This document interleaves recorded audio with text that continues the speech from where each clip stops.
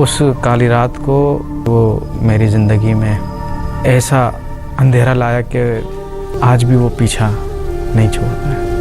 Imagine कीजिए, आपकी उम्र 18 साल है, आप घर से बाहर निकलते हैं और आप अचानक से गायब हो जाते हैं। अगले ही पल आप एक जेल में होते हैं आने वाले 14 सालों के लिए। जी हाँ, मैं आपके सामने एक ऐसी घटना सुनाने जा रहा हूँ जहाँ सज़ा तो मिली पर जुर्म कोई नहीं था। दिल्ली में रहने वाले मोहम्मद आमिर खान। आइए समझते हैं उस रात आखिर हुआ क्या था। 20 फरवरी 1998 शाम के तकरीबन 9 बज रहे थे। आमिर कोई आतंकवादी नहीं था। आमिर एक आम सा लड़का था जो अपनी वोकेशनल ट्रेनिंग और टाइपिंग क्लासेस के लिए जा रहा था। आमिर सड़क के किनारे चल रहा था, उसके पास एक गाड़ी रुकती है। सिविल ड्रेस में कुछ लोग उतरते हैं और आमिर को किडनैप कर लिया जाता है। उसकी आंखों पर पट्टी रखी जाती है ताकि वो कुछ देख ना पाए। आमिर बताते हैं कि जब मेरे आंखों से पट्टी हटाई गई तो मेरे आसपास 10 से 12 लोग खड़े थे जो कि बिल्कुल यूनिफॉर्म में नहीं थे और मैं एक रूम में बैठा हुआ था और मुझे इन्वेस्टिगेट कर रहे थे। 7 दिन तक मुझे इलीगली रखा गया और मुझे लगातार टॉर्चर किया गया। पुलिस का दावा था कि आमिर 1996 और 97 के करीब जो दिल्ली और अलग अलग स्टेटों में बॉम्ब ब्लास्ट हुए थे, उन बॉम्ब ब्लास्ट का मास्टरमाइंड है। आप इमेजिन कर सकते हैं, एक 18 साल का लड़का जिसका सपना है पायलट बनने का, उसको टेररिस्ट का लीडर घोषित कर दिया जाता है। कोई सेंस बनता है इस बात का? हैरत की बात यह थी कि ना कोई गवाह था, ना कोई सबूत था।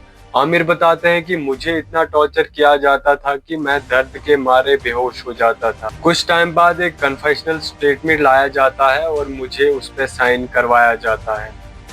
आमिर बताते हैं कि मुझे 2 साल के बाद पता लगता है कि मुझ पे 2 दर्जन केस लगाए गए हैं। उतनी मेरी उम्र भी नहीं है जितने मेरे ऊपर केस हैं। आमिर बताते हैं कि प्रॉब्लम तब ज्यादा बढ़ गई जब मैंने अपने पापा की खबर सुनी कि मेरे पापा इस दुनिया में नहीं रहे और मेरी मदर इसे बर्दाश्त नहीं कर पाई और वो सदमे में चली गई। आमिर बताते हैं कि मैं अपनी माँ की आवाज 14 साल तक नहीं सुन पाया। यहाँ पे मेरा एक सवाल है, क्या ये सिर्फ गलती थी या एक करप्ट सिस्टम द्वारा इंसानियत का कत्ल? आमिर बताते हैं कि मेरे सारे केस 2007 में दिल्ली से खत्म हो गए। उसके बाद मुझे गाजियाबाद में शिफ्ट कर दिया गया। एक एक करके कोर्ट ने देखा कि पुलिस के पास कोई एविडेंस नहीं है और जनवरी 2012 में आखिरी फैसला सुना के मुझे बाहर निकाला गया। आमिर बताते हैं कि जब मैं अंदर गया था तो मैं 18 साल का था और जब मैं बाहर निकला तो मैं 32 साल का हो चुका था। मेरी माँ मुझे नहीं पहचान पा रही थी।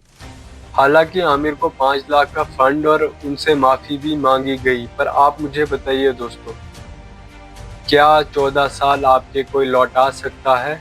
मेरा सवाल आप सबसे, क्या उन लोगों को सजा मिली जिन्होंने एक मासूम के 5000 दिन बर्बाद कर दिए? क्या माफी मांगना इसके लिए काफी है? कमेंट में जरूर बताना। वीडियो पसंद आई तो सब्सक्राइब करें और अपना ख्याल रखें।